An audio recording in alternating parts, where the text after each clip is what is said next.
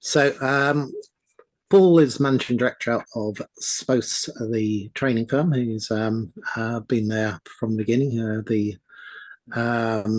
I think, how long was it? 25 years, I think we quoted last year. So you're on to 26 years now, Paul. Yeah, don't remind me, Simon. Yeah. We were talking about how far back our history in project management methodology goes, and I have to say that it was a bit of a competition about who's been in the business the longest. But Paul has been very much specialising in training in originally PRINCE2, but of course that itself has been a growing world as many other methodologies have been built into the same family of methods. And of course, Paul is also very familiar with with other brands, shall we say, of methodology, which is why we invited him to give us an update. He was here last on January last year. And so we thought it was well timed that we had an update, because the world of methodology is constantly moving on.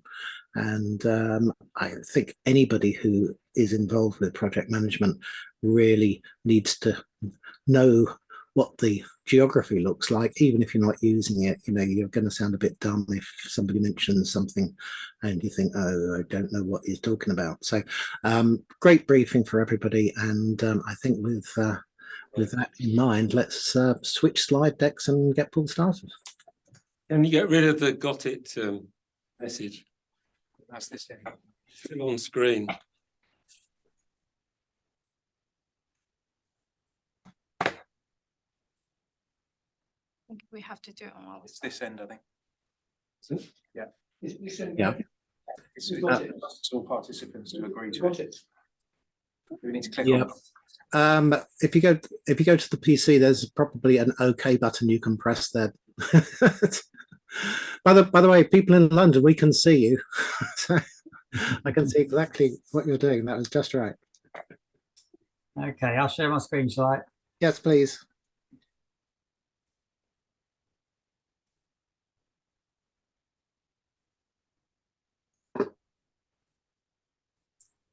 Okay, then. Hopefully, is that displaying correctly? Yes. Super. Okay, then. Right, good evening, everybody. Thank you for joining at the end of the day.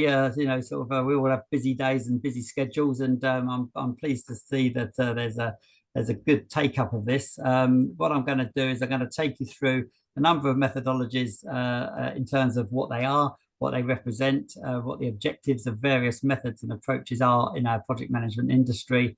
I'm also going to include some guidance on the accreditation side of things in terms of professional development, and then look at a couple of changes to some of the main methods that have come about over the last you know, sort of 6-12 months or so. And I'm quite happy to take some questions along the way. As Simon mentioned earlier, do put them in the chat box if necessary. I've got that right in front of me as well, but also quite happy to bring people onto the microphone as well. I'm more than happy to take questions on an ad hoc basis. Okay, so if there's anything that I'm talking about at the time and you'd like to have a brief discussion about that, or anything sounds vague to you, then by all means just come on in and we can discuss that. Quite often what you may be thinking is probably what everyone else is thinking as well. So you know, sort of a lot of questions will be very appropriate. Okay, then. So what we're going to do is we're going to look at portfolio program and project management methods, looking at best practices. This does include a number of different accredited exam institutes and their methods. So we're going to look at PPM community, you know, portfolio program and project management communities and frameworks, and how they link together, and also how they differ, of course, as well. Who's who? Well, I'm representing a training company, of course, and of which there are, you know, hundreds around the world. I generally focus on a number of exam institutes and accrediting bodies, such as, well, BCS is one of them, of course, but also APM, the Association of Project Management. They're the chartered body for project management in the UK. We're also going to look at a couple of approaches from APMG International. That's the accrediting body for AgilePM and change management. Used to be the accrediting body for PRINCE2 in the very early days, up until 2014. We're also going to look at PeopleCert. PeopleCert recently acquired Axilos, who owned or was the joint venture organization for methods such as PRINCE2, management of risk, and MSP program management. That's all come together as one organization now, with PeopleCert acquiring Axilos. I've also going to look at some international bodies of knowledge as well, just briefly introduce those around IPMA, which is the International Project Management Association, and the Project Management Institute, PMI. Okay, so that's a bit of an overview of the owners of the methods and bodies of knowledge that we're going to be trying to fit together in one large jigsaw puzzle, essentially. With my slides, I assume that everybody will get access to the slides at some point. We're just going to wrap them up into a PDF and give you access to these. There's not many slides at all. This next slide is the main feature, and I'm going to be on this particular slide probably for about an hour. Okay, and this is because I'm going to build up all of those different methods and guidances so that we can see how they link together, and we can understand what the objectives of each of them are, so that it can give us a good overview of the PPM community and industry, really. I mean, there's so many approaches, there's so many qualifications, so many bodies of knowledge that quite often, we become a little blurred about what paths we should take, what methods we should be learning, and what ones we should be applying. And in reality, a little bit of everything does you good, actually, because they can work together very well. So looking at portfolio, program, and project management, let's just start building these up. Portfolio management is very much the glue, if you like, between an organization's corporate strategy and business goals and the change initiatives that we will be undertaking and implementing. Not every organization will have a layer of management called portfolio management, but pretty much all organizations will have that layer. Okay, they just might not call it portfolio management, but there needs to be a layer of management in an organization that can understand the business goals and business objectives, look at what resources and investments we have in order to undertake new change initiatives, and make decisions in prioritizing what we're going to undertake. So essentially, portfolio management, MOP, is a guidance that comes from PeopleCert. And it's a process-based approach, essentially. It's got 2 life cycles within it, and I'll come to demonstrate what that means in a few moments. Sitting directly underneath portfolio management is program management, sometimes known as MSP if you're using the Axilos PeopleCert method. Of course, there are other program management methods that APM, PMI, and indeed IPMA have as a body of knowledge. And program management is very much defining a longer-term vision and coordinating a set of related projects to achieve a common goal. And this gives good relationships and good management for related projects that are achieving the same objective. So more on that in a few moments' time as well. The other layer we're going to be looking at is project management. I think this is, much more relevant to a lot of the audience who are in project management, looking at different approaches such as methods like PRINCE2, bodies of knowledge like IPMA and APM, but also agile approaches as well. Going to look at AgilePM and other areas like Scrum, for example, which are more technique-based that can operate at the development levels. So there's quite a lot around the project management layers, but I'd like to just address those 2 upper more levels first in terms of portfolio and program management.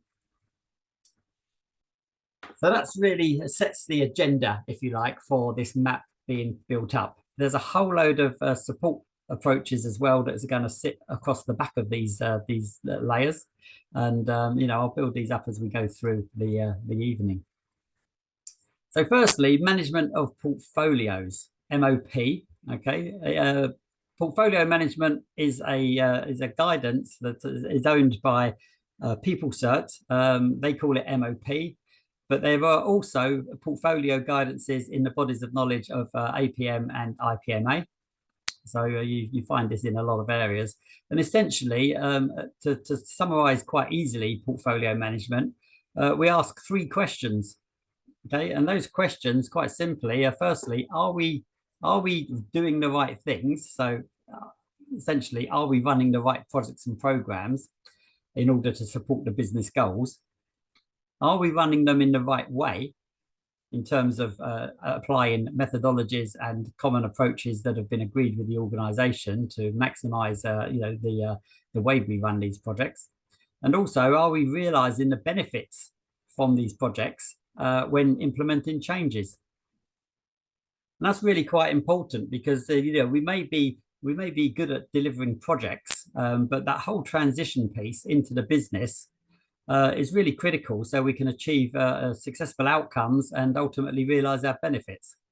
And what portfolio management is doing is looking at where the business or organization is aiming to head in terms of business goals and critical success factors for the business, and prioritizing our change initiatives. And this is where we ask those questions. Are we running the right projects and programs? Are we running them in the right way? And are we able, with this set of change initiative, to realize the benefits that we're intending to achieve and ultimately achieve our business goals? Portfolio management, as I say, you may have a structured approach to portfolio management using any of these guidances that are available, or it may well be the case that you sort of do it through strategic management without realizing that this is actually a good guidance called portfolio management. You typically have portfolio managers within portfolio management, and that will be supported by quite often a program management office who can ensure that there's good communication between all of those 3 layers of portfolio, program, and project management.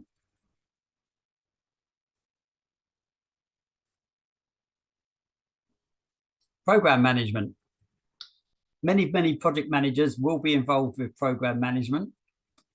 Program management does have its own organization structure, which will consist of sponsoring group, senior responsible owners, a program manager, business change managers, and so on. And quite often you get the same faces in program management structures as you do with project management structures. Essentially, what program management gives us is a framework, a structure that will enable us to identify the program that we're undertaking, and then be able to define that in the respect of establishing the projects required to achieve a longer term vision. Now, typically in program management, the way that works is it all starts off with having a vision clearly defined in terms of what our long-term objectives are. Now, I say long-term objectives, we do work with several organizations who run programs on quite a short time frame. One particular favorite of mine is a Formula One organization who run programs over 3-month periods, and the main reason for that is they focus on transition and benefits realization more than anything else. So by nature, programs are often longer than projects because they're made up of a number of projects within them, but that's not necessarily the case. Quite often it depends on what your focus needs to be and has to be for the organization. Now, essentially, what program management will do is it will clearly define a vision that needs to be achieved over a period of, maybe 6 months, a year, 3 years, 5 years, 10 years, however long that vision may take to achieve. What we can then do is we can then start defining a blueprint. And the blueprint really dictates what the future state of the organization is. So within that blueprint, you would be looking to establish a number of different parts of your organization in terms of what they need to look like, in order to achieve the vision. And quite typically, if you're taking that sort of functional approach, you'd expect to see a number of projects that relate to that blueprint that we will undertake and manage over the period of time of the program. And what would happen, for instance, if you have a program that has, I don't know, say 10 projects within it that are all being coordinated to achieve that future state of the blueprint, then typically you may have a first tranche of program management delivery that might look to deliver 2 or 3 of those projects. And at the end of that first tranche, we would be using program management to ensure the transition of those project outputs into the organization. And this is the important part, because it's all very well having projects delivering outputs, but it's transitioning those into the organization and getting those outputs adopted and forming part of our business as usual areas, where we will then achieve outcomes and ultimately realize the benefits that we set out for. So what program management is doing is it's not only managing the coordination of the projects, but it's helping to transition the project outputs into the organization, and also having a close management with the benefits and the benefits realization. What would then happen is we'd then go into tranche 2, and the tranche 2 would then be looking to deliver the next set of projects and coordinate those projects in order to complete that next tranche. And at the end of there, we'd go into another set of transition to transition those project outputs into the business. And essentially, we're running that program in order to advance the business or advance the organization, should I say, in order to coordinate these projects to have step changes throughout the program. The focus on benefits management within program management is pretty strong in the respect that at the end of each tranche, in those transition periods, we are carrying out benefits management, benefits realization, so that the organization is accruing benefits as soon as possible when the projects deliver. There's a good coordination as well around program management within the projects, where you may have a shared business case or an aggregated business case at program level. This will ensure that any projects that do not deliver tangible benefits on their own, but they may enable other projects to deliver, it means that they're given equal priority. It also gives a good indication that we can align resources across different projects. Okay, and again, project prioritization and resource prioritization is can be managed at program level, and also other practices such as issue management and risk management and so on, that can also be managed at program level, where we may have risks and issues that could affect other projects within the same program. It's important to understand, though, that program management isn't just big project management. That's not what it's about. Okay, there's a different focus on program management to project management in respect to that transition and the real focus on stakeholder engagement, stakeholder management, and benefits management. Essentially, in summary, program management enables you to align and coordinate projects within a program of business change so that you can effectively support specific business strategies. Okay, then. That then brings us on to the project management layer. Now, we should be all fairly familiar with project management, given the audience that we have, but essentially project management is the application of processes, methods, knowledge, skills, and experience in order to deliver project outputs. Okay, and if we successfully deliver the project outputs, then we achieve the project objectives. However, as I've already said, it's not always the case that if we successfully deliver the project outputs, that doesn't necessarily mean we're automatically going to achieve benefits, because there needs to be the transition to the business to ensure that those outputs are being used effectively.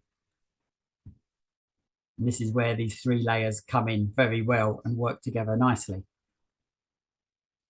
On a regular basis, you would expect portfolio management to be keeping an eye on those change initiatives and ensuring that the organisation is running the appropriate programmes and projects within its portfolios to ensure that the business goals are achievable and that we're investing in the right places, of course. So they're the three layers, essentially, of a portfolio, programme and project management. And what I'm going to do is take that project management layer, and I'm just going to run through a number of different approaches and bodies of knowledge for project management. Now, before I do that, I feel like I've given a good introduction to what we're going to cover. Are there any questions so far?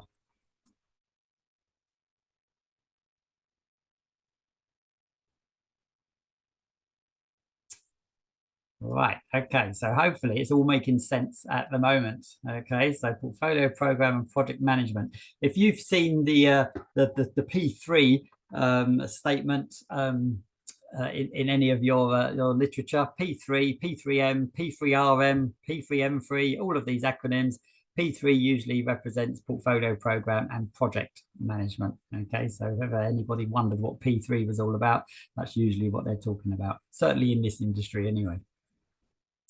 Okay, then, so what we have is with project management, there's a number of different industry bodies that are used quite widely in the UK, certainly. Also, you've got a PMI, which is more US based, if you like. IPMA more based over in mainland Europe, but they are still used in the UK as well. Now, what we've got is in the project management arena, you've got APM. APM is the Chartered Institute for Project Management in the UK. It's been chartered now for a number of years. I forget exactly when they got chartered, but I think you're probably going back about 6 or 7 years. And it's only just recently, I feel personally anyway, over the last couple of years, that it started to get some traction in terms of the chartered project professional qualifications. And if you're serious about your industry and you're looking to enhance and develop your career, then APM is a good thing to look at in terms of the body of knowledge of APM, the competence framework. There's 29 competencies within APM. And they have a development scheme of anything from introductory level, which is PFQ, Project Fundamentals, all the way through to what we call CHPP, which is Chartered Project Professional. I feel that probably over the coming decade, I think you will probably find that in public sector projects, I wouldn't be surprised if there's a requirement there for project managers running large-scale projects to be chartered project professionals, in the same way that we have chartered surveyors and chartered accountants and so on like that. I think the industry is heading in that right direction. You see that project management is ubiquitous, isn't it? It's everywhere you look. People understand project management now. As Simon said in the introduction, I've been running Spoke now for 25 years, and in that time, I've seen a lot of changes and a lot of better understanding from other industry sectors in terms of what project management is and what the benefits of project management are. And I'm sure we all look back over the last decade or two and we see that real advancement of project management really is the key to all successful organizations.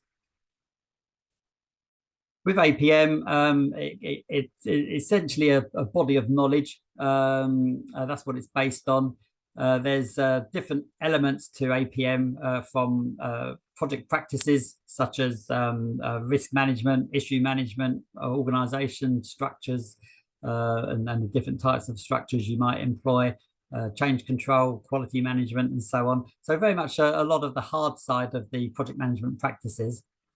But there's also a large element of people factor as well, looking at leadership and teamwork, what makes a good leader, looking at different theories as well, when we look at the softer sides of management and leadership, taking into account theories such as Maslow's hierarchy of needs and Herzberg's two-factor theory, McGregor's XY theories, and Hershey and Blanchard's situational leadership.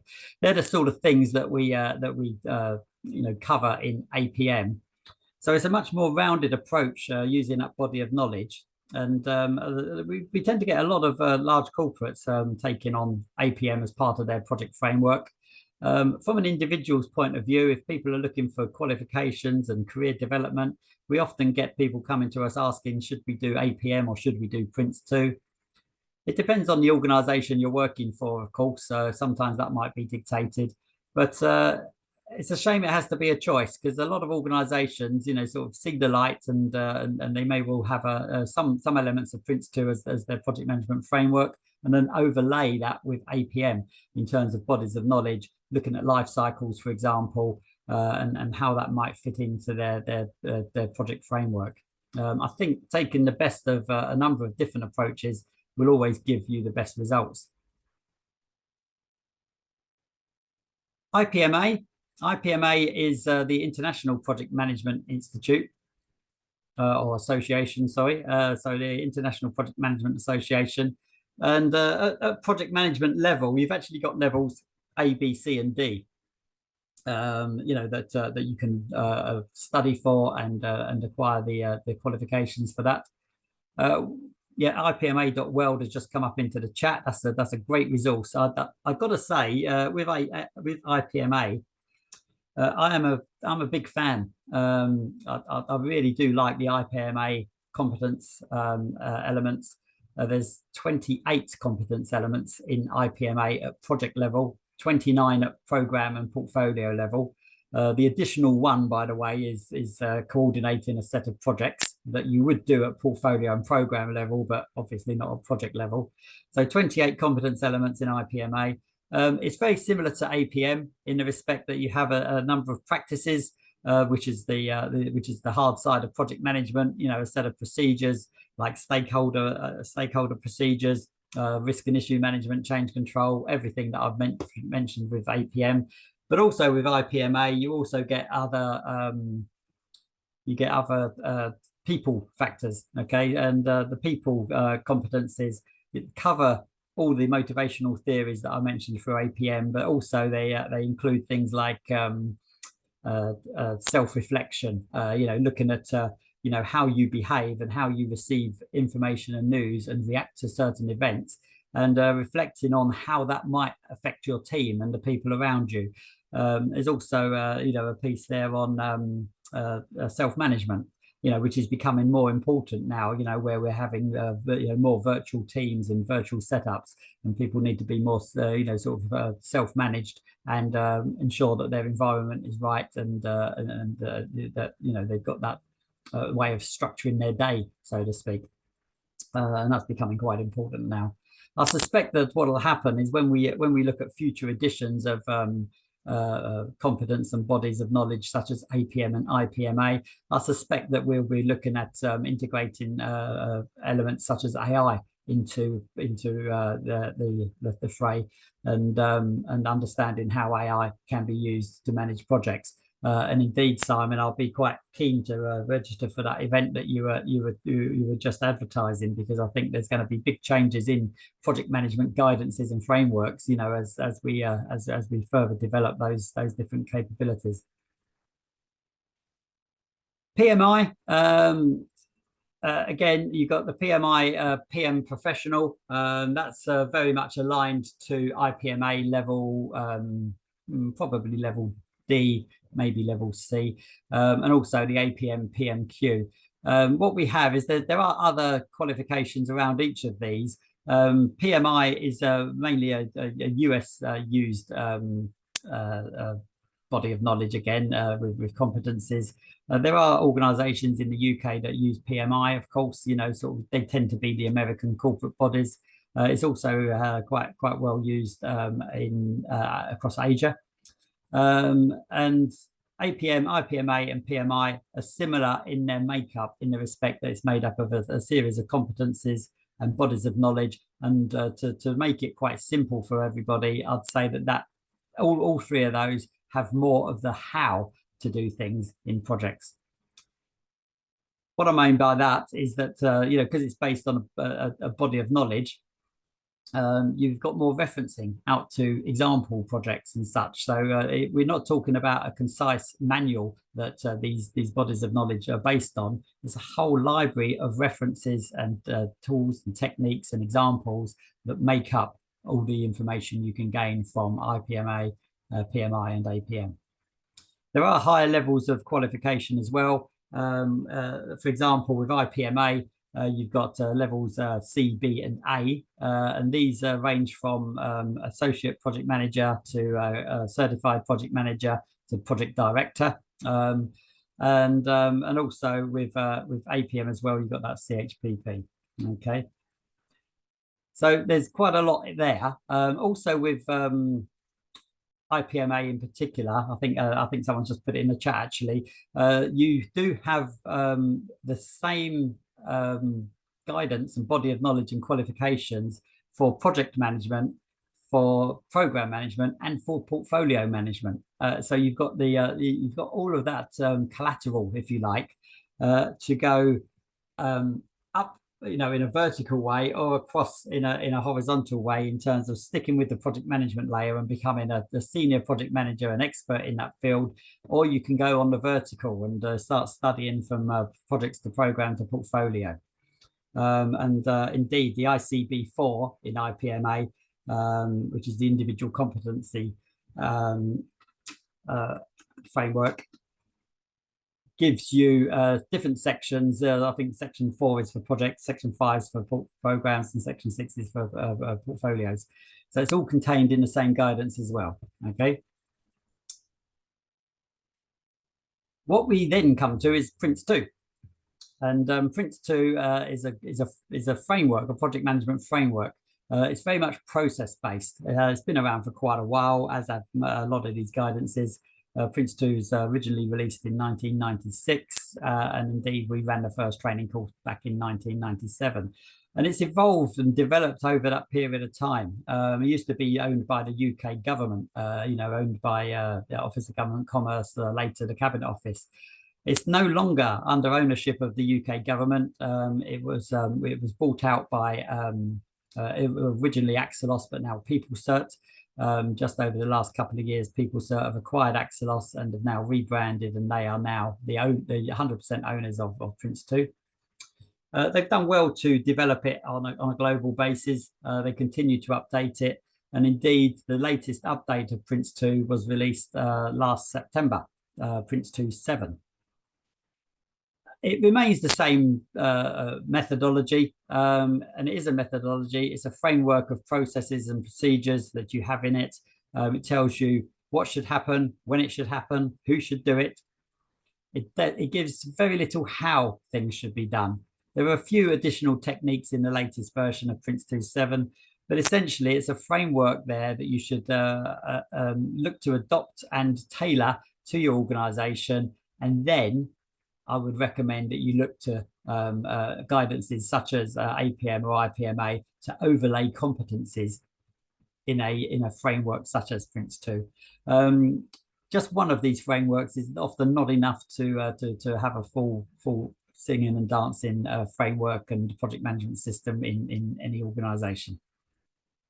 Couple that with all the experience that you've got in your organization, then that's gonna really bode well for a good solid structure for your project management teams to operate within.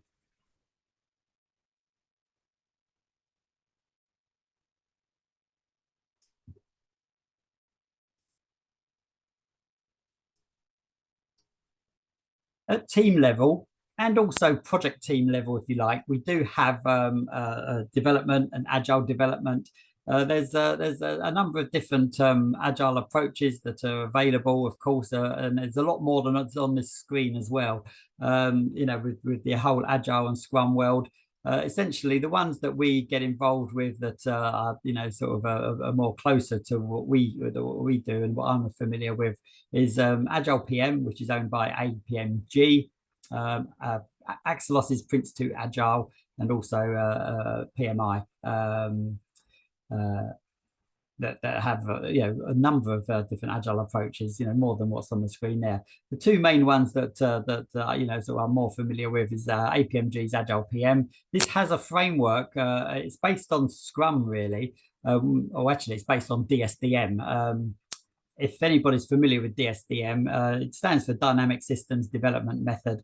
It was launched in the 90s, and it was very much designed for systems development. And what's happened is APM Group, APMG, took the DSDM method and in partnership with the Agile Business Consortium, developed AgilePM. And essentially what that is, it stands for Agile Project Management.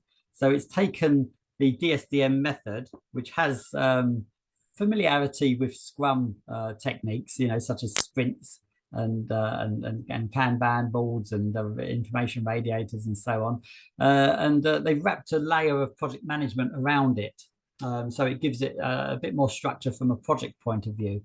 And this enables organizations to look at an agile approach or an iterative approach to their projects while maintaining the project management disciplines. And essentially, the way AgilePM works is you still have a framework, you still have a process model or a life cycle where you have a form of concept, a feasibility a period of the project at the beginning. Then you have an initiation phase, which is called foundations. Okay, this is where we would be scoping the project to what we know about so far. Agile approaches, and in particular AgilePM, is very much a framework where we'll be looking at using prioritization around requirements to establish and understand what we know at the moment. We can then have an evolutionary development to deliver that part of the project, and then we can plan again later when we've learned from what we've just delivered. So in terms of defining requirements and defining the scope of an AgilePM project, it would be very much looking at fixing the scope of the current knowledge as opposed to trying to plan the entire scope of the full delivery that we may do in a more linear waterfall approach. And that works really well, sort of within AgilePM, it's got the usual agile techniques such as the Moscow technique. It has time boxing, which relates to sprints in Scrum. We have the solution development team, which is providing those solutions. And it makes use of product owners and business analysts who can, really act as the translator between the business requirements and the development teams, translating business talk to technical talk and vice versa. And one of the real advantages of agile approaches, of course, is that we don't try to initiate and plan and develop the whole model that we may not know enough about. But also what we can do is through an iterative approach, we can produce products and deploy those products much earlier rather than waiting for the full development to be complete. And that gives us the opportunity to achieve and accrue benefits much earlier than we would do in a waterfall stroke linear fashion. PRINCE2 Agile is again, there's another framework that comes from Axelos, and essentially, in contrast to AgilePM that you can use in isolation, AgilePM is a complete framework in its own right. PRINCE2 Agile, on the other hand, is very much aimed at PRINCE2 practitioners who are working with Agile teams. So it's essentially providing a bridge, if you like, between the PRINCE2 structured project manager and understanding how Agile teams work. And coordinating them together, really, so that when we're looking at user requirements and gathering user requirements, we're involving the Agile teams in a collaborative way, perhaps using user stories to establish requirements. When we're planning, we're doing that in a collaborative way with the teams as well, and so on. And we may be looking at sort of understanding more the use of fixed time and cost elements within time boxes or sprints when working with those development teams. So it's very much very much an insight and an information piece for the current PRINCE2 practitioner. Half of the PRINCE2 Agile guidance is indeed PRINCE2 and the PRINCE2 processes. Okay, so if you're looking to learn about or implement an Agile approach, PRINCE2 Agile is probably not the one to go for unless you have a PRINCE2 environment that you're working in already, because otherwise it won't really sit comfortably, if you like. If you're looking for an Agile framework, I'd probably recommend AgilePM as a complete framework to go down that road.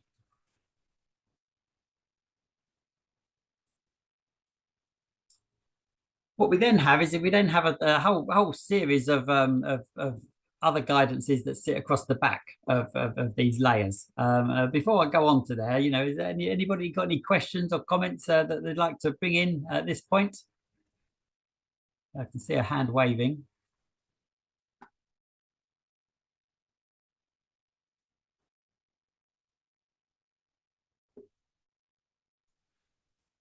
Yeah, they're just unmuting, I think. Yeah, sure, no problem.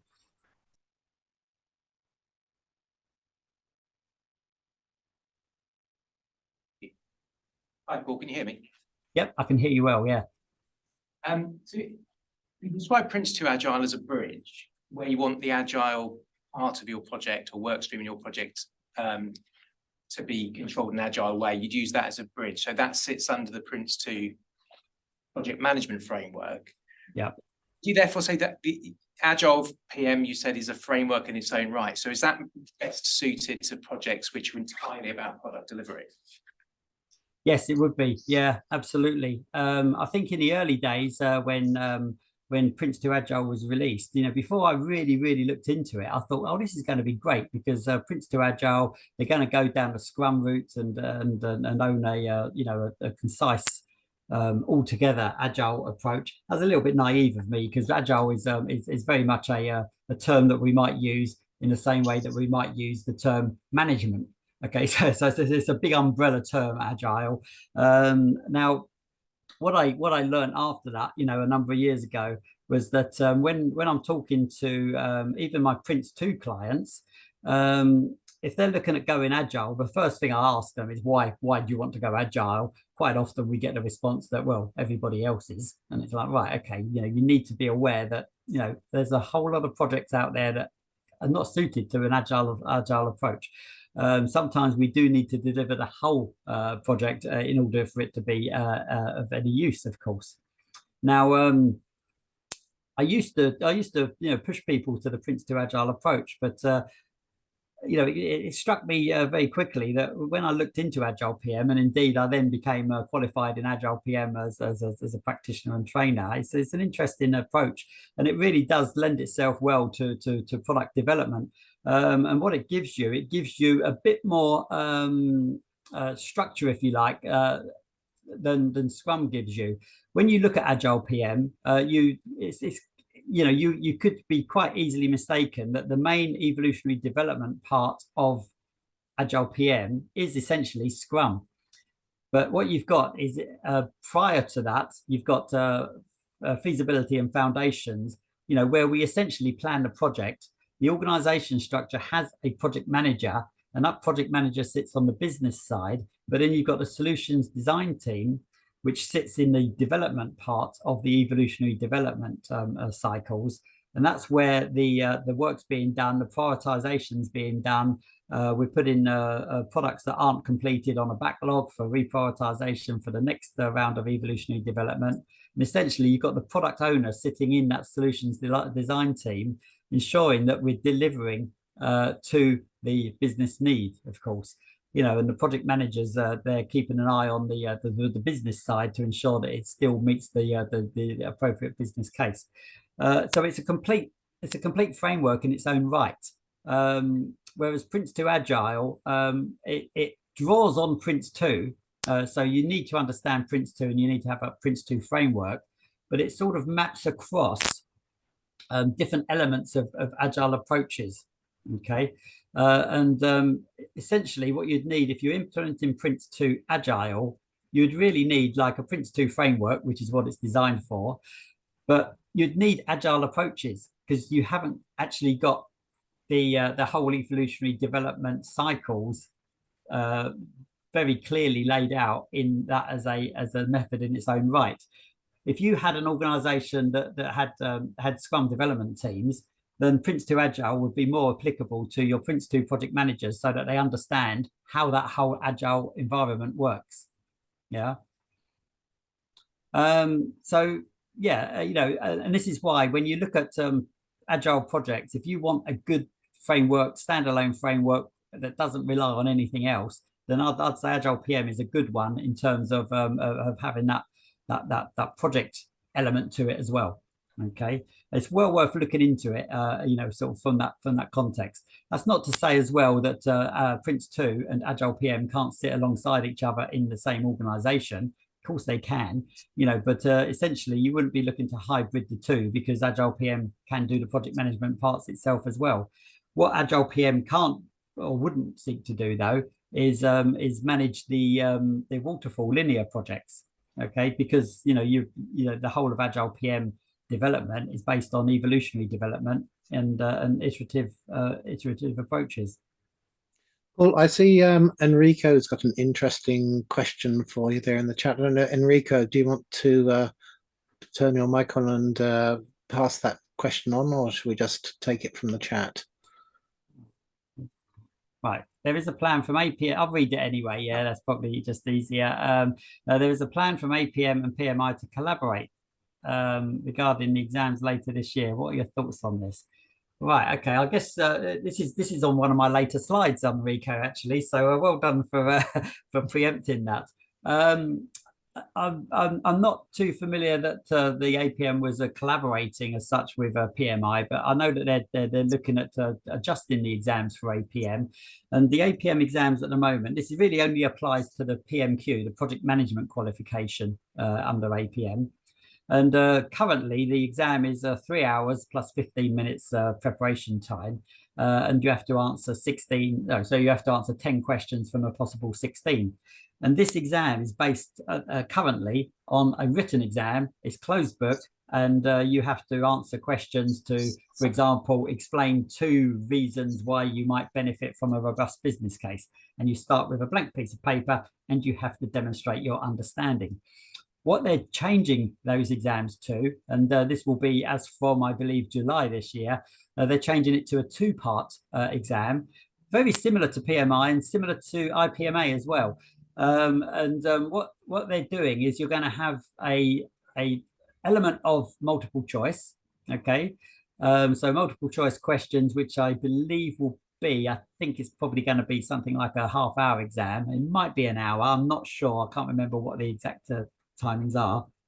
And then what you'll do is you'll have a 30-minute break, I believe, and then there will be I think a 2-hour short answer test exam, which will essentially follow a similar format to what the PMQ exam is now. So you'll be asked to describe 3 steps of a stakeholder management process, and again you're writing again. And what they're trying to get away from is 3 hours of written exam. I think what this will give us is two ways of testing people in terms of recalling information through a short answer test, and then testing people's real true understanding and depth of understanding through that questioning in terms of explaining or describing their knowledge and understanding of different practices. Okay, and to be honest, I think it's not a bad idea. I'm not a fan of long exams. I don't think it's a good way of assessing people. I think given the multiple choice exam followed by the written exam with a short break in between, I think it gives people a bit more chance to refocus, maybe visit the restrooms, get a drink, and then come back and refocus again. I think sometimes these exams, when you look at the APM exam, particularly at the moment, it's 3 hours plus 15 minutes preparation time. There's no break between the preparation time and the actual exam time. So essentially, it's a 3-hour, 15-minute exam, and it's like, crikey, that's a long time. What are we really testing here? So I think there's some good improvements that are being made by APM. And to be honest, I think there's been some great improvements and advancements from APM generally over the last couple of years. So it's good to see, because they are a real key player in our industry, of course. Good. Hopefully that answers your question. What they are planning as well, just in case you are looking at APM, if you want to take the current exam, which is well tried and tested, of course, I think that the deadline for taking that exam was advised to be July. Okay, you can take the exam, the old exam or the current exam, up until September, when the new exam will be released. But the reason they're advising not to take the existing exam after July is because if anybody does unfortunately fail that exam, you won't have enough time to have received your result in order to retake the same exam. Okay, so for example, if you took your exam in July, it usually takes about 8 weeks, 10 weeks to get your results, in which case they would have decommissioned the current exam already. So you'd be on the new one after that. Which I don't think would be a bad thing, to be honest, but that's just the advice from APM. Yeah, if you want to take the existing one, get in quite quickly. Okay. Also, by the way, one other thing that APM are doing, and actually, no, I'll hold on to that next comment until I get to the slide after this, because otherwise I won't have anything to say on the subsequent slide about APM, because they are changing the way they present it all as well. So more on that in a moment. Okay, I'll do just a little teaser there. Right. Okay, then I'll carry on through this. So we've got portfolio program and project management. Okay, then you've got a whole load of other approaches and methods that sit aside supporting all of this. You've got P3O. P3O, it's not a Star Wars robot. P3O is portfolio program and project offices. Okay. And this is a guidance for support offices, and it suggests different types of project offices that could be employed. Anything from a central office, which would be a central program office for an organization supporting many different projects and programs across the organization. You could have, as well as the central office, you might have an embedded program office, which is designed and embedded into a key large-scale project. Okay, that's quite expensive to set up, and a lot of organizations would prefer just to keep a centralized office. But also you've got a hybrid between the two, where you've got they call it a hub and spoke. And essentially what you'd do is you'd use the centralized program office in terms of their processes, procedures, expertise, knowledge, templates, and so on. And then you may second a person or two to a project, in which case that would give the project a dedicated resource from the central office, so they go there permanently, or at least for the length of the project. So different types of program offices. There's lots of tools and techniques in P3O, and what you find is MOP and P3O, so portfolio management and P3O, work very closely together in terms of driving a centre of excellence into any organisation. And if you're looking to set up these type of frameworks, it's P3O that you should be looking to in terms of structuring the different types of portfolio program and projects that you're running. Where the boundaries are. When does a project become a project? When does it become a major project? What sort of controls and processes should we be engaging with those different types of projects? Okay, and that can all come from that centralized program management office. It's a great place for new project managers to learn their trade as well, before getting involved in managing projects in their own right. It works really well. Okay. Now then, that's one point. Another method, by the way, P3O is another PeopleCert Axelos methodology, as is MOV. MOV is not really supported that well anymore, unfortunately. Management of value is essentially a guidance that's aimed at the senior management to ensure that we can understand what the true value of our business cases are. Now, it may well be that you've got some benefits that have been identified in some of your change initiatives, where we're saying, look, we can maybe process some of this work in half the time. You think, that sounds good to me. Well, that's the benefit. Okay, so you're saving time on efficiency, or maybe you can produce twice as many goods in the same time. Fantastic. It sounds even better. Well, management of value looks to see what the actual value of that is. If we were able to be producing twice as many goods in the same amount of time, is there real value to that?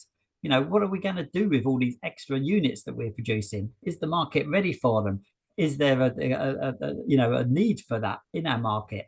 Okay, if we're saving time and saving efficiencies, do we have plans for redeploying personnel, for example, you know, to get efficiency from other areas?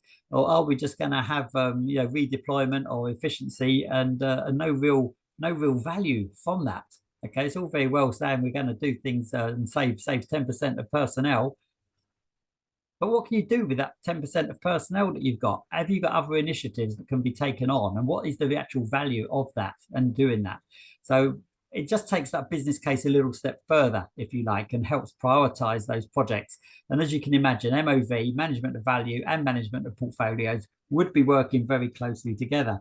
And in fact, you know, sort of quite often we go in and run these type of guidances together. So you'd have an MOP and MOV a couple of days. You don't want any more than that. I mean, the whole thing's designed as a 5-day training course, I think, and it's not going to happen. You know, you'd be lucky to get your senior managers engaged in this over the space of a day. Okay, and if I'm really honest, you can cover most of the important points on that. The problem with things like MOP and MOV, because it's aimed at senior management aren't interested in going and getting a foundation and practitioner certificate.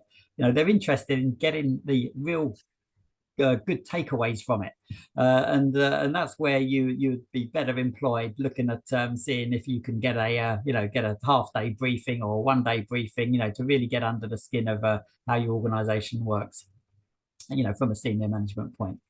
That would work really well. Management of risk. This is on its latest version, which is version 4. Okay, management risk is all about corporate governance. You know, we obviously have risk management in portfolio programs and projects. And management risk covers all of those different levels. So we've got risk management processes and procedures and frameworks in portfolios and in programs and in projects. We've got all of these procedures in place. You know, we identify risks, we understand them, we put into countermeasures where we need to. We really need to look at opportunities as well, by the way. You know, positive risk is a real feature here. I certainly see that a lot of organizations don't really do positive risk very well. And I think I've worked out why. It's essentially, you know, if you identify any opportunities during your project, what do you do with it? Well, sometimes we sort of turn a blind eye because it just means more work. More so, we may well try to take that opportunity, but because we're scheduling to the work in hand, we very rarely have additional resources to allocate to particular opportunities. So essentially what happens is these opportunities that come along, they get parked. You know, we record it on the risk register. It gets parked for a period of time, and by the time we come around to identifying whether we do have the resources to take on additional work or exploit other opportunities, the moment's gone, you know, and that opportunity may well be diminished. You know, so what's the answer? You know, we can't just throw additional resources at projects just in case we get presented opportunities. But I think maybe a dedicated team or dedicated resource in an organization to keep an eye open for various opportunities so that it can be managed at the time. I think that works really well. I think also project managers need to understand that they've got that opportunity, if you pardon the pun, they've got the opportunity to make a difference. Project managers are on the forefront. You know, they're there to actually make the difference. You know, and if you can feed back your information in terms of what you see working and what those opportunities are, you can feed those back to the strategic body, and that may well come back down to you as another project that could be taken on. And I think sometimes project managers are very focused on the job in hand, and rightly so. You know, but you've got an obligation as well to do something to feed back and actually steer the direction of an organization potentially by feeding back some of this opportunity management that we might be missing. Also part of management of risk here, what you have is you have corporate governance in the respect of corporate risk management, and also operational risks as well are covered in that MOR, management of risk guidance. Okay. Quite a lot of techniques around there as well, which helps implement these different frameworks. Next up, change management. change management, the one that I'm talking about here is from the APMG. Okay, APMG is based on the Change Management Institute, and this is something that project managers need to be aware of. I've seen a lot of roles being advertised recently for project change manager. You think, oh, that's an interesting role. Project change manager. What does that mean? What some organizations are trying to get project managers to do is to own the change management as well. Quite interesting, because as a project manager, your objective is to deliver on time, to budget, to quality. Okay, that is basically what you get paid to do, and you need to get that completed, in place, and just push through everything else. Change management, on the other hand, the focus is on the hearts and minds. Okay, the effect that change has on the individuals, and what the change managers need to do is need to look at the user environments, look at the teams, look at the individuals, look at the organization, look at that capacity for change, and engage with people very early, you know, so that the user environment and the customer environments feel a sense of ownership, you know, so that you can win hearts and minds, as opposed to try to push changes onto them. And there's been a number of studies that, you know, sort of you could get up to 80% more effective success through projects by having effective change management and involving people much earlier. If we start to involve people at a project transition towards the end of a project, you're not going to get much change out of the users. Now, change management, yeah, really great, you know, in terms of that focus. But where you get a project manager being asked to do the change management as well, I wouldn't say it's a conflict of interest, but it becomes quite difficult when your whole objective is to push this change through by delivering the project on time and to budget, while trying to look after the users, you know, sort of wants and needs, in terms of whether, you know, people are going to start resisting this change. And I think we can do it to some extent by involving customers and users through definition and initiation stages, you know, and having presentations and town hall meetings and seminars like this, you know, to keep everyone informed. All part of the stakeholder engagement, isn't it, really? But change management's a little bit more than that, you know, in terms of you know, really understanding how people feel about a change coming. And you know, most people tend to you know, sort of have a dim view of change in terms of it's just going to mean more work, or it's going to change the way they work, or they're not going to be able to do their job anymore quite as effectively as they were, you know. So you know, there is an element of fear around change, and you need to work with people on that, and that's the role of change management. And certainly, you know, keeping it separate from the project management, which is much more objective in terms of delivery, I think is probably the better way to do it.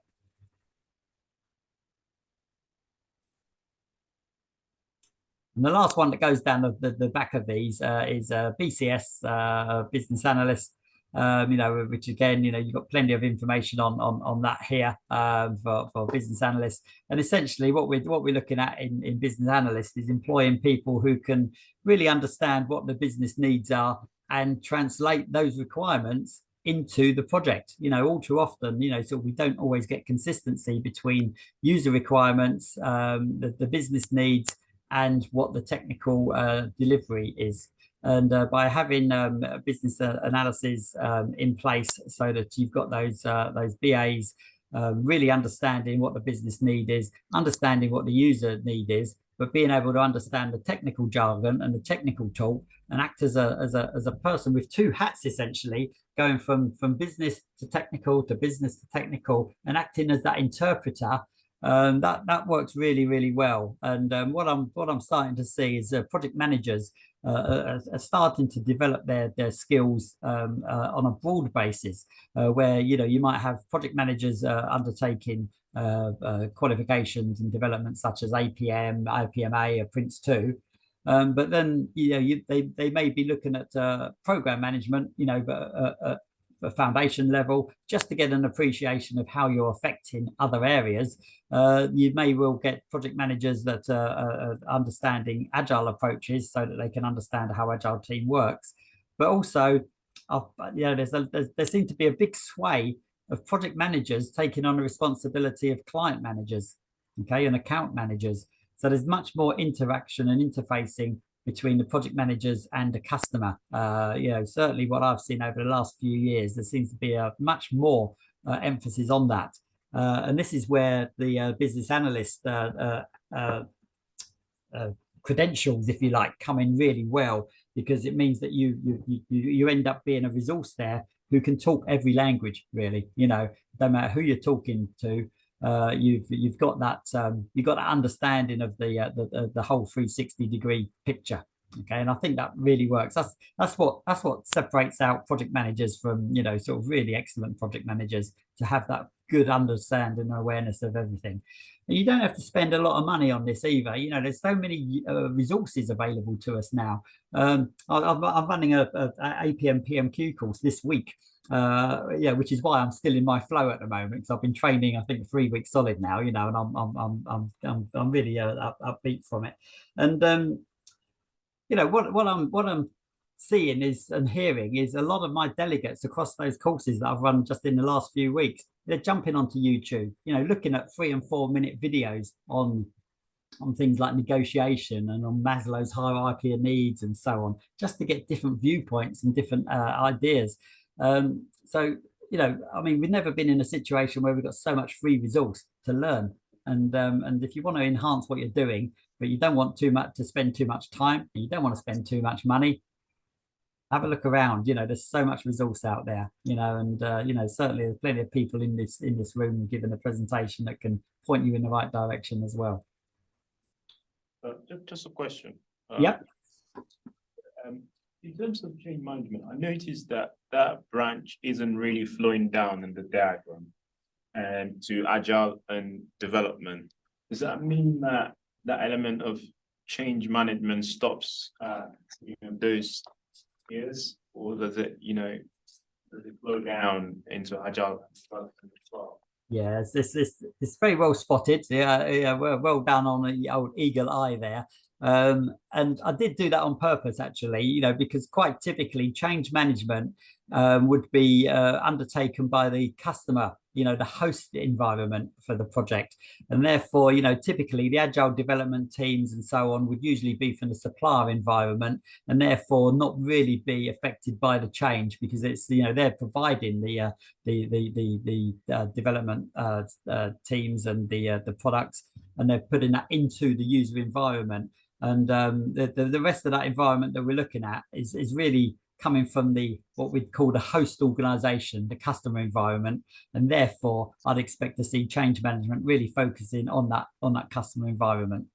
Okay, because the development teams and such are arguably not going to be affected by the change. They're more effecting the change, if that makes sense. Yeah.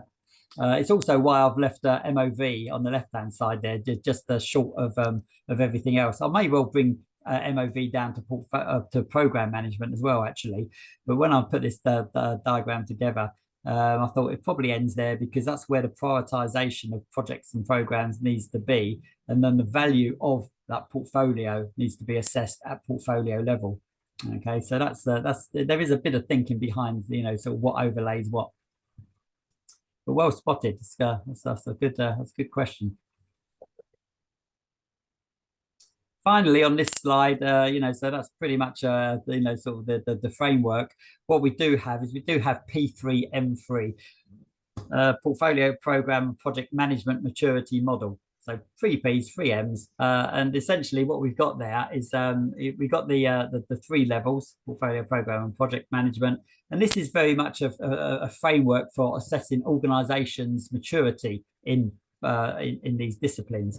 And essentially what you've got is a number of different areas that will be assessed. So you've got the control, benefits, finance, risk governance, stakeholder and resources. And essentially the way we'd carry out a review of an organization's project management practices and maturity is that it usually consists of questionnaires and such, interviews at different levels in the organization, at senior management and such.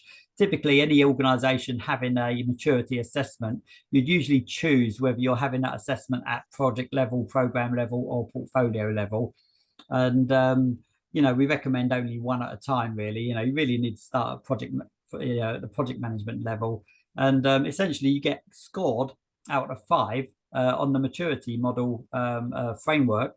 And that will be a culmination of all those different elements that I've just talked about, sort of in terms of control, benefits, finance, risk, governance, stakeholder, and resource. And it'll be the P3 M3 consultant that will assess what level of maturity you would end up with. Now, the thing is, the scoring on this, it sometimes seems a little unfair, because it always goes to the lowest, the denominator.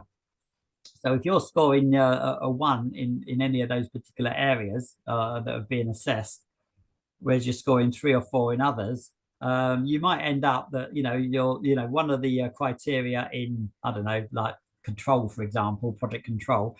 If you score a 1 or less in control in one of those assessment criteria, then you'll get a score of 1 on that control point. And it's the same with benefits, finance, risk. And you can break each of these down, and it shows the assessment criteria for each area. And then what you do is you aggregate each of the 7 areas that have been assessed and give a final overall maturity score. And it's quite interesting. We've been through this with quite a lot of clients, and at the beginning people are saying, yeah, I think we're probably a 3 or 4 out of 5, to be honest. And I'll tell you what, really well established structures within organizations are struggling to score above 1.5. It's quite incredible. And because it's such a detailed assessment, you only need to drop in one particular area, one particular assessment criteria, and it just drags everything else down. So I like this because it really identifies where you can improve as an organization. But I'm not a great fan in the scoring mechanism. And what you can do with P3M3, you can use the assessment tools and everything without getting the scoring as well. And if I'm really honest with you, I just think, yeah, that's going to be a better way, because I don't like the way it scores it. It just paints a really poor picture, and sometimes we can do without that. And the benefit of not having a scoring is that you don't have to pay for that license then, because it don't come from the owners. But there's quite a lot of maturity models out there. There's not too many individual ones though. This is based around organizational maturity. What I'd like to see though is sort of individual assessments like this. And the closest we get to it, I guess, is frameworks like APM and IPMA, where you've got assessment levels of qualification. So, for example, in IPMA, levels C, B, and A, you have to write an executive summary report of 15 pages demonstrating your experience. You've then got a 25-page full report that expands on 1 or 2 of your projects that you've written in your application form. You then have to do an exam. You then have to have a simulation. You then have to have an interview. And it's like, wow, that's like a lot. Yes, it is a lot, but it's a qualification that's well worth it. And APM is going down the same road with their PPQ and CHPP qualifications. And that really gives a personal assessment, if you like, in terms of your experience and knowledge and how you're developing as a project professional. So there you go. So that's the model. That's what I wanted to really build up for everybody. Okay, and we've got some summary information on each of these different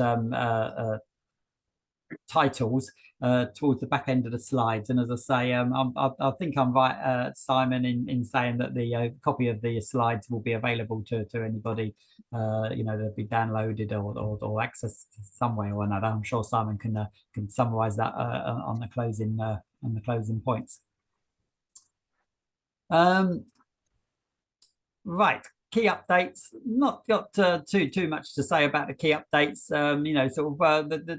There's been 2, or there has been and will be 2 major updates that affect what we've just been talking through. Okay, the first one being PRINCE2. PRINCE2 7 was launched in September 2024. Okay, so it's been around for 6 months now. Okay, and it changed. Not massively, but there are some key changes in it, in the respect that you've now got sustainability, which has been introduced as one of the key project variables.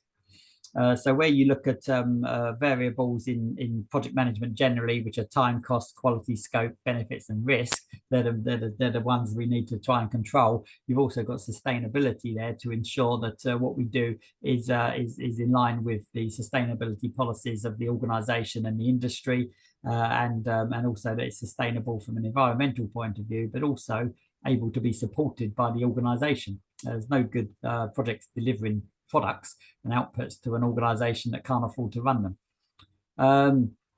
Also, you've got a section on people as well. Okay, so people within projects is sort of starting to cross over with the bodies of knowledge.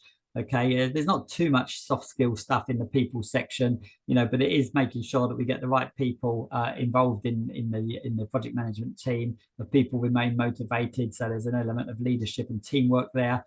How to build teams. You know, sort of, and from there, you know, we might start going into models like the Tuckman model of forming, storming, norming, and performing. It doesn't really go into those techniques though, because PRINCE2 has never been a technique-based approach. It's been a process-based approach. But nevertheless, you've got those new introductions. But also on PRINCE2, you know, most of the other stuff stays the same. You've still got processes. You've still got the 7 processes.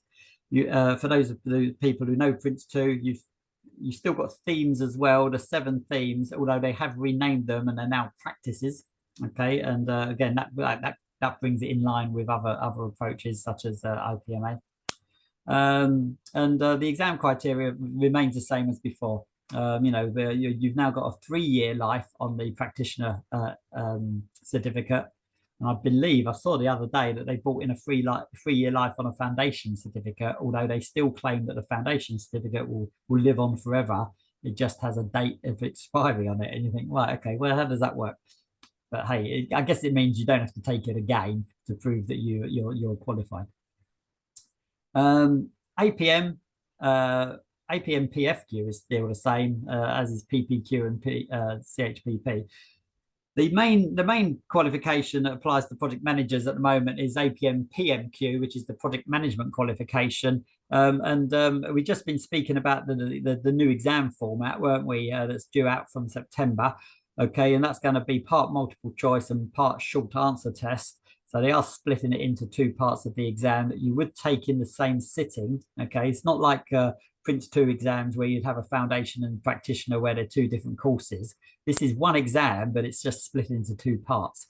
Okay, so that's going to come from September onwards. I'm quite excited about that because I think, you know, I think people will do better at that 2-part exam. I really do. Just based on the comments I made earlier about length of exams and the stresses that can cause. But also the other thing I was going to go down and say was they're changing what the PMQ syllabus is based on. Now, at the moment, it's based on the body of knowledge, and they're changing that to be based on the competence framework. Now, if you wanted to get a copy of the APM competence framework, you can just Google it. Yeah, you can download the competence framework from the APM website, and you'll see that there's 28 elements in the APM competence framework, and they cover project context in the respect of the environment of the project, and the organisation of the project, and so on.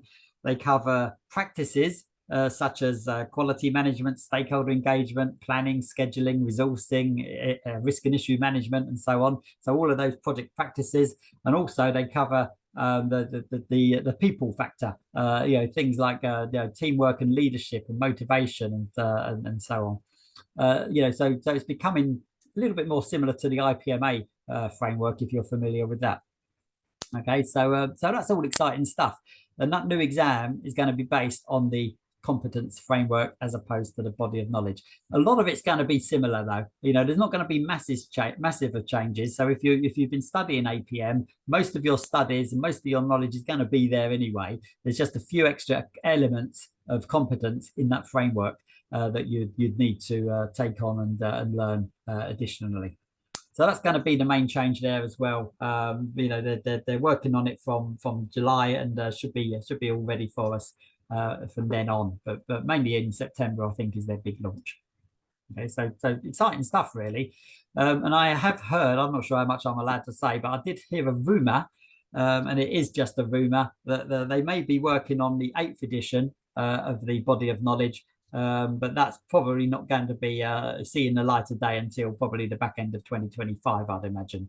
And I'm quite excited for that, because I think that's where we will see a lot of other advances in the respect of AI in projects and that sort of technology. Also, a lot more on virtual teams as well, because we've become really quite well versed, haven't we, over the last 5 years of virtual teams now. And I think that section needs to be updated, to be honest. Okay. Got a question here from Enrico again. Project organizations are looking towards integrating AI governance and ethics in their PM bodies of knowledge. Your thoughts? Yeah, as I was just saying, you're probably typing that as I mentioned it. I think that we can't avoid it, can we? I am convinced that the future bodies of knowledge are going to really embrace AI. I think in terms of the next developments, you'll see quite a bit of AI coming in terms of project reporting, for example, and governance. I think there's a lot to be had there in terms of the advantages, but also even things that we feel that have already been integrated, things like Agile, for example. You look at some of the frameworks I've been talking about today, like PRINCE2 and APM. Yes, they include Agile. They talk about linear and iterative life cycles and all this sort of stuff. It just doesn't feel it's really been integrated, though. It feels like it's sort of been added on. And what I'd like to see is in future bodies of knowledge that this sort of stuff is really truly integrated into those approaches. And I suspect that what will probably happen if we get an update to any bodies of knowledge in the next year or two, I'd imagine it'd go down the same road. We'll probably get AI that's sort of been bolted on as an afterthought, but then it'll start to get properly integrated over the coming years as it becomes more understandable and commonplace. Again, my own personal opinions really, as opposed to anything that I've read or seen. Final slide, really. Sort of keeping a close eye on time. Training certification. I've mentioned this as I've gone through, so I'm not going to dwell on this, to be honest.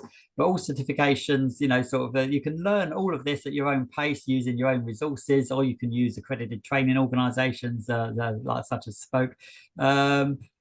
All the exams are available online. The APM have not gone back to paper-based exams. All the other exam institutes have, so you can take paper-based exams at exam centres if you wish. Most people are still taking online exams, but APM will only offer paper-based exams by special arrangement and under special circumstances by appeal. So that's something to bear in mind. Most of these courses are held over 4 days training or 5 days training, or 30 to 40 hours of self-study. That's usually quite typical. Okay, the People Cert exams usually have 2 exams, Foundation Practitioner, and the bodies of knowledge such as APM and IPMA, they could have 1 or 2 exams. If you're looking at level D IPMA, then you've got a multi-choice and a short answer test, which is going to be followed by APM, of course, in terms of that format. So, usually over the space of 2 to 3 hours, those exams, okay, in total. And just a summary of SPOCE and where I'm from. We were the first ever accredited provider for PRINCE2 training back in '96. Run the first course in '97. And we've always been on the front end of these developments. And we're accredited for pretty much everything I've spoken about, actually, to be honest. Providing classroom, virtual classroom, and e-learning services. And that last line, by the way, we deliver all our events like it's the first time. That doesn't mean to say that we're green and we're not really sure what we're talking about. What I mean, it's enthusiasm. It's enthusiastic. Hopefully you've gauged how we deliver our events from this presentation, because it's it really means a lot, and I'm really proud to have contributed to the project management industry over the last 25 years. To help develop these methods to what we have today. Final few slides. When you do get these slide packs, I'm not going to go through these now, but there's 3 or 4 slides which give a summary of the methods and guidances that I've been through. So you've got PRINCE2 APM, PRINCE2 versus APM PMQ as qualifications. AgilePM, MSP, MOP, MOR, and change management. Okay, so if you wanted to read up briefly on any of those, they're on the slides. Or as I say, there's plenty of stuff online as well that will help you. Okay, right. Are there any final thoughts, final questions before I hand back over to Simon? I see there was a fresh question from Enrico. It looks like it might take you a few minutes to go into depth on that, though.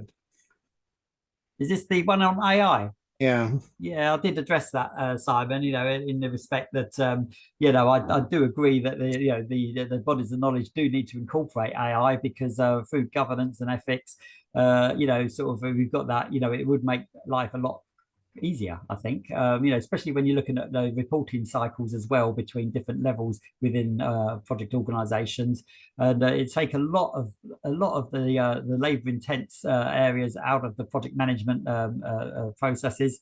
And as I say, in future bodies of knowledge, I think that it's probably going to take a few years to really integrate properly. But I suspect that the first instalment of AI is going to be more about sort of adding in a few sections here and there rather than full integration into our bodies of knowledge. It's just the way these things go in any development, to be honest. But I think it's really exciting, I've got to say. And as I said, Simon, I'm really keen to get a look at that AI spring show that you're planning there. I think that's going to be a really, really interesting presentation.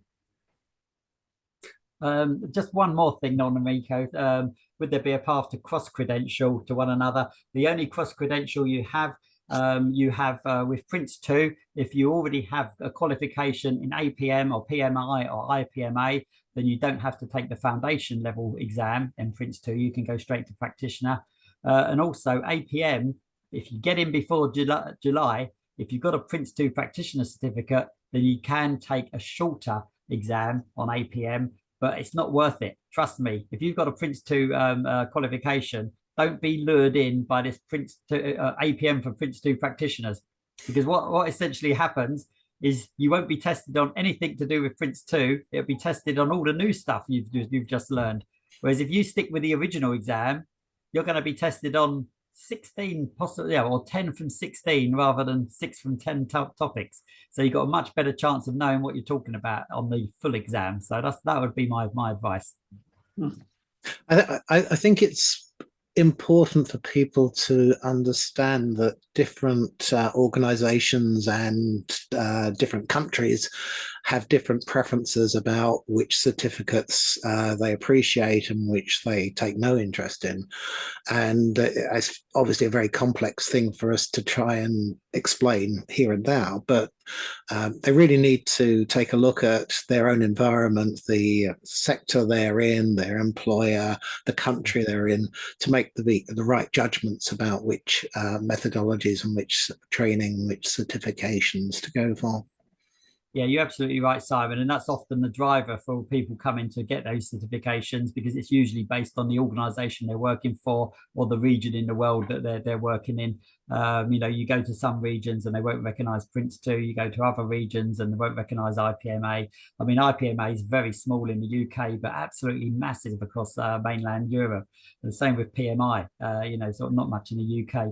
PRINCE2 tends to get good traction in most places, but not in the US. So again, it depends where you are and what organization you're working for that might drive you in terms of what your professional development might look like. Anyway, I think we should probably wrap things up, Paul. Absolutely wonderful listening to you going at that speed through all of that complexity. And I'm sure people will be very pleased to know that, yes, we will share the slide and also in due course share the video. And the place to find that is on the BCS Project Management Specialist Group's page on the internet, and it will have moved from current events to past events. So you'll find a link there that says past events, when not only will you find the slides and video from this event, but from all of our other ones which have now been basically running ever since the pandemic started and we went online. So there's quite a library of materials there. What I might just do for people, as we finish, I'll just go back to that Spring School slide, not because I'm plugging it again, because it's got the QR code that will take you to the page without you having to Google it. But for now, I think let's call it a day. It's been a great session. Thank you, Paul. We will be looking forward to your next update, I'm sure. And I'm sure everybody would give you a great virtual round of applause. Thank you very much. I'd just like to say thank you for the invitation. I do enjoy the presenting for you guys, and look forward to the next time. Thank you. Well, I'm just going to turn everything off except the slide, and then you can pick up on that. Hopefully you guys are now looking at that slide again, the Spring School slide.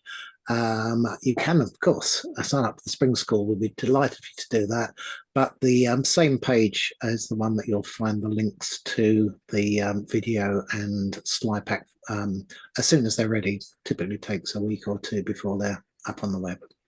So thank you very much, everybody. I wish you good night. Good night. Good night. Right, there's some refreshments and a glass of wine if you want it next door. Plenty of it, I suspect. So dig in. Thank you. Thank you. Thank you. Sorry.